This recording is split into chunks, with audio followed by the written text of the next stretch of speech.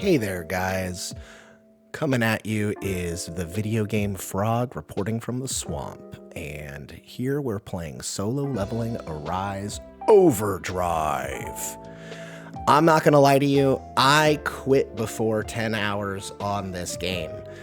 My Shadow Monarch dreams died in repetitive hell. Here is my full, honest take on this new action RPG. So to give you some context and background for this game is actually a mobile game. It was ported to PC. It was a mobile gacha game, and it had all the gacha elements, microtransactions, predatory stuff ripped out. So you can get everything with in-game currency. You just grind for it, basically. It's a gacha game without the gacha, but with the grind. And that might be appealing to some people.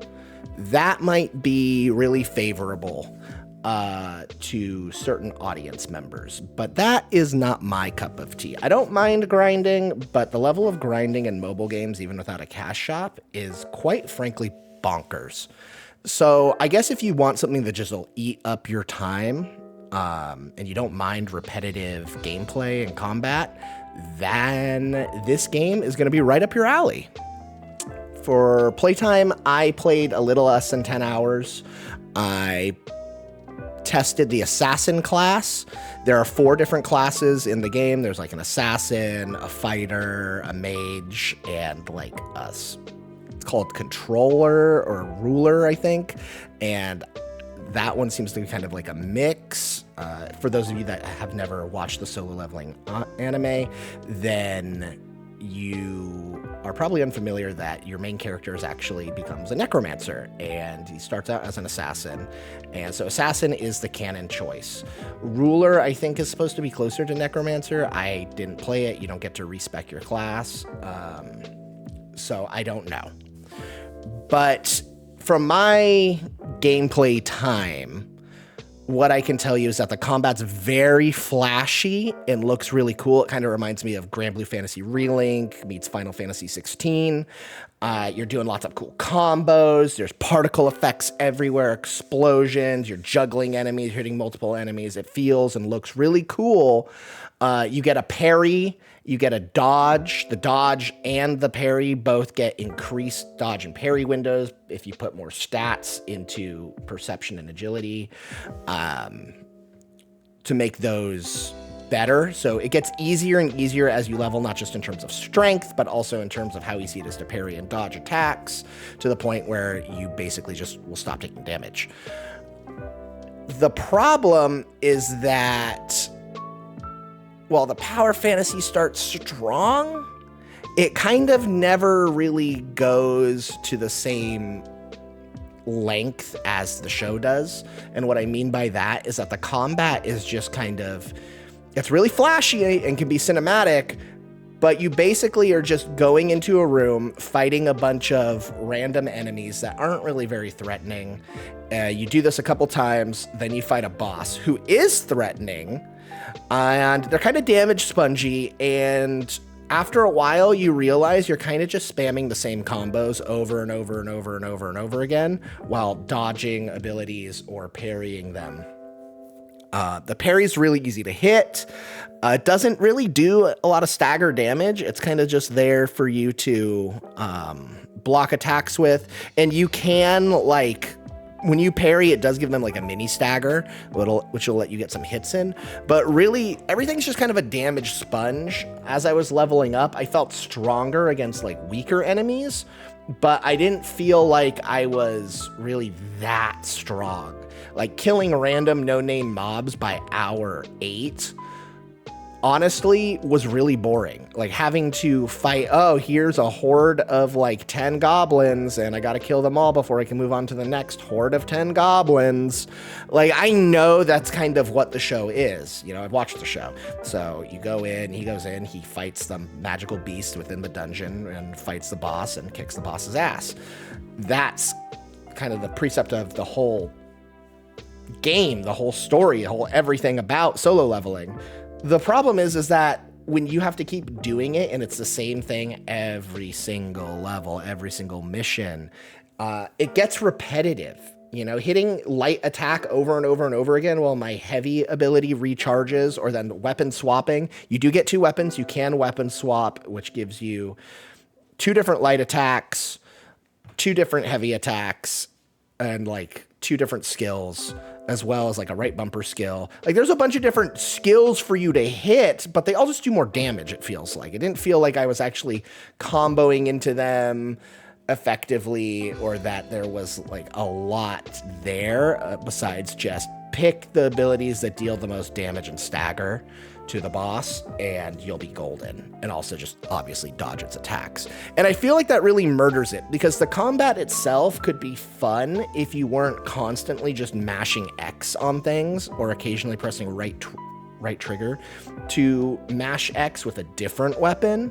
You know, you are cycling through your cooldowns, your Y, your B, your right bumper, then you swap weapons, you do it again. You have quick time abilities like a left trigger shadow step, or after you parry, you can activate a counter to hit with left trigger that will give it a mini stagger.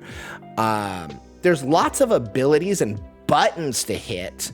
The problem is that after like 8 hours, you're kind of just pressing the same buttons over and over and over again on the same things, and kind of just, when you're fighting normal enemies, even elite enemies, you're just thinking, man, I can't wait till this is done so I can kill the boss. And then you fight the boss, and bosses can be a little tedious. They have large health bars. They take a while to stagger sometimes. They're not really that hard though. They are cool at first. The spectacle is kind of cool of them, but they're just kind of monsters, and they're damage sponges, and you beat on them. And then the most fun part is actually the leveling part, where you get to put your points in, you get to level up, you get to see, oh, my stats are going up, I'm getting stronger, I'm juicing my guy. But it doesn't really feel that juiced when you're in the game, unless you're fighting stuff that's way lower level than you, in which case, well, I mean, what's even the point, right? You're not really getting much out of that, so why bother? And everything close to your level will be damage spongy and feel repetitive. And there's this lack of variety in the game. You're just fighting monsters. And there's a story. If you've watched the anime, then you know the story of solo leveling. If you haven't, this is a decent introduction to it, but really just go watch the anime. This skips over some stuff. It adds some stuff. It's not terrible in terms of story. It's just that if you've seen the anime, you know what to expect here. The grinding is also kind of a problem with the game. The grinding, everything is a grind in this game. So you have support hunters, which will come in as like your passive assists in missions. So you can grind those. I think that was the original gacha system, where you gambled tickets to maybe get the hunters that you wanted. It kind of exists in a light way, in where you go and you can pick one of 3 hunters to recruit, and then you have to spend some money to recruit them, and you have a chance to recruit them or fail. And if you fail, you get refunded a large portion of what you spent to recruit them, so you can keep trying, but you only have a limited number of recruits. And then after a while, you'll run out, and then there's a timer before you can recruit more, which you can pay a small little bit of in-game currency to circumvent. Other grinds there's weapon grinds. So you have multiple weapons. This is a lot like Monster Hunter, actually, where you have multiple weapons, and they require materials from different bosses, different areas, different missions for you to go farm in order to upgrade your weapons to become stronger and stronger. And so there's that going on too. You obviously have your normal level ups with your stats, your power. You increase your strength, your perception, your agility, your mana, whatever you want, whatever your build is, in order to become stronger. You have gear, which you can enhance and upgrade. There's all sorts of currencies and crafting items and all these other things. There's just so much to grind.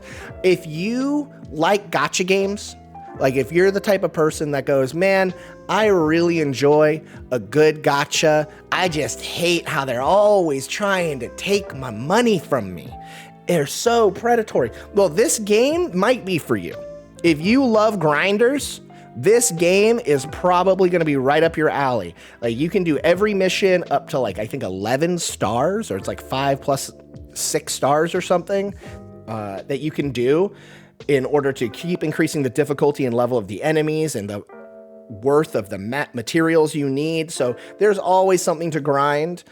It's also kind of nice that you can, because it will keep these older, the beginning missions from like chapter 1, chapter 2 open for higher level players to come back and do, because they might need the materials from those missions. So that's actually pretty nice.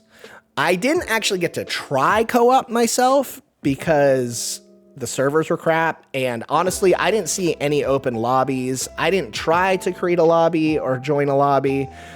This could be a really fun game with your friends if you're all a bunch of grinders and you just want to sit down and work through a game together, get new weapons, take on missions, fight bosses, and the repetitive nature of it doesn't bother you guys. You just want something to sit down and grind together. I think this game could be a real gem for you. If you're a solo player, solo leveling, and you just want to sit back, enjoy a nice, fun ARPG, juice your character up, have some fun, varied gameplay with great cinematic combat, I don't know. I'm not sure about that. The combat can be fun, it's flashy, but it's all you're doing for the entire game. You walk around a lobby, you talk to some NPCs whose mouths don't really move when you talk to them, by the way. Some definite quality issues here. And besides that, there's like some mini games. I didn't try the mini games. I'm not a mini game type of guy. So if you're gonna sit there and be like, but you didn't try the mini games, Frog. Yeah, I know. I'm not really that type of gamer. If you're that type of gamer that goes, oh my God, there's random mini games in my game to distract me from the repetitive gameplay, hey, enjoy. They've got mini games. You'll like it. Not for me though. Not the type of game that I'm going to sit there and spend tons of time on, unfortunately for me.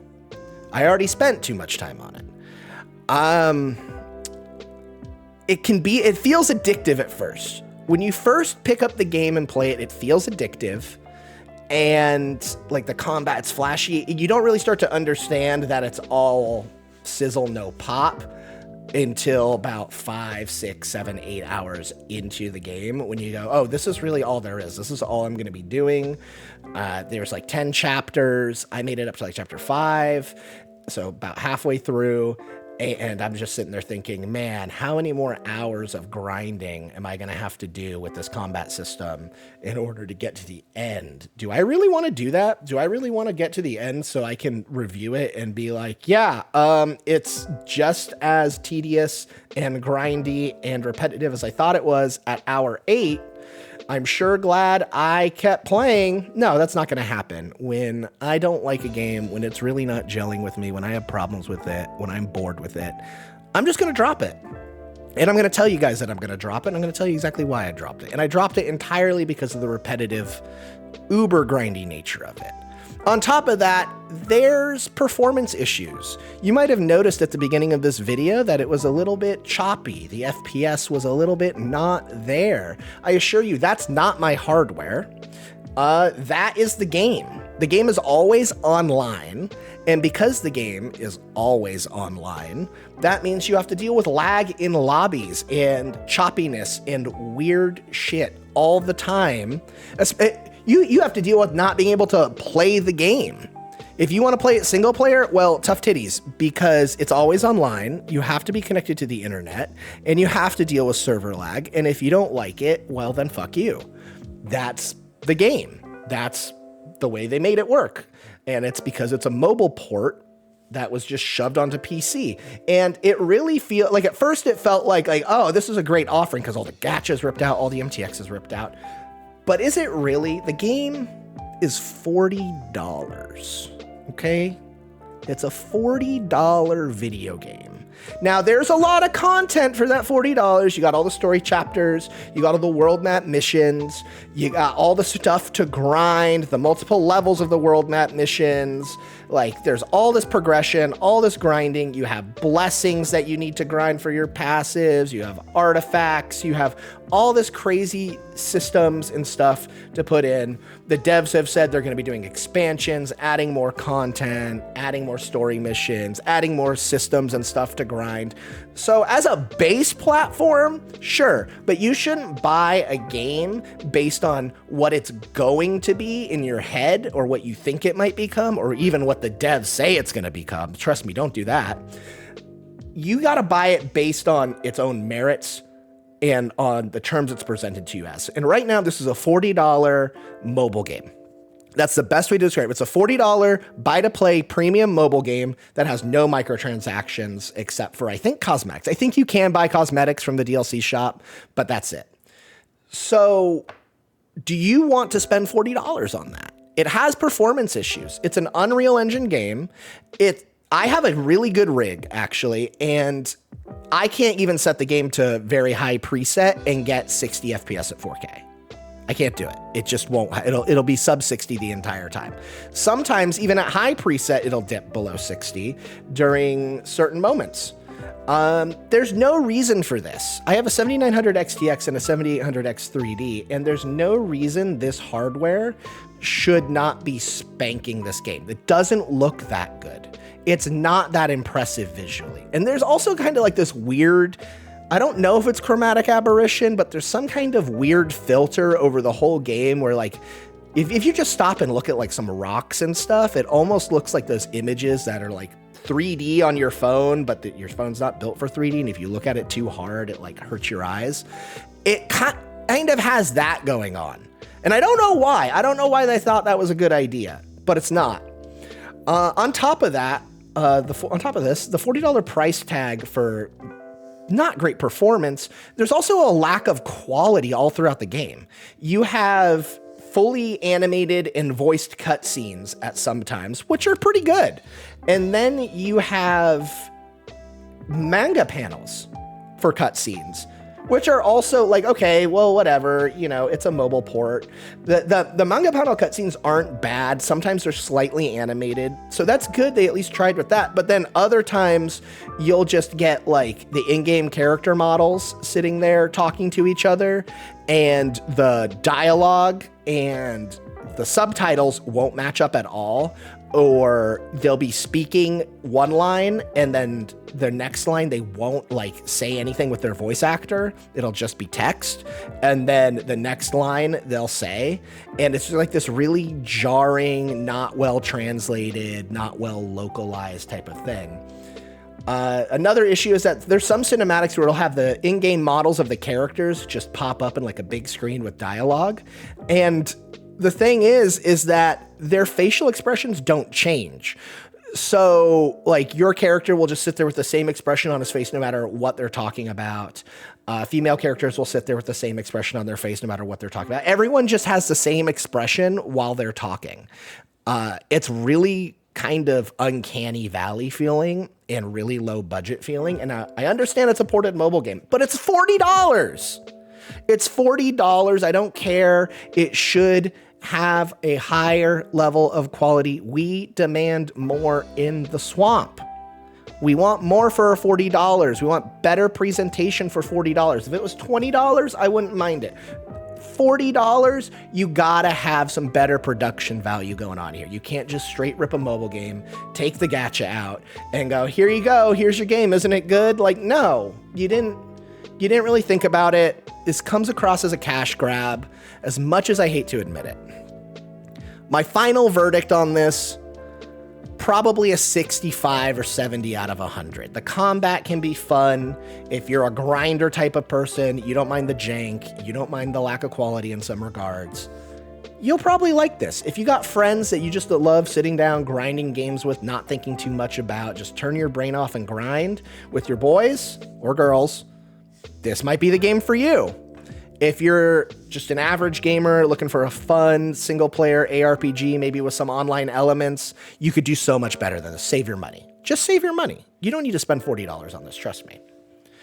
So basically, hardcore grind addicts, series diehards, gaming groups looking for a grinder game, that's what you should go with. I might post some raw gameplay later. I'm not sure. I don't think I'm going to spend much more time with this game. Drop a quit or finish in the comments. Like for more honest reviews from the swamp. Next game coming soon.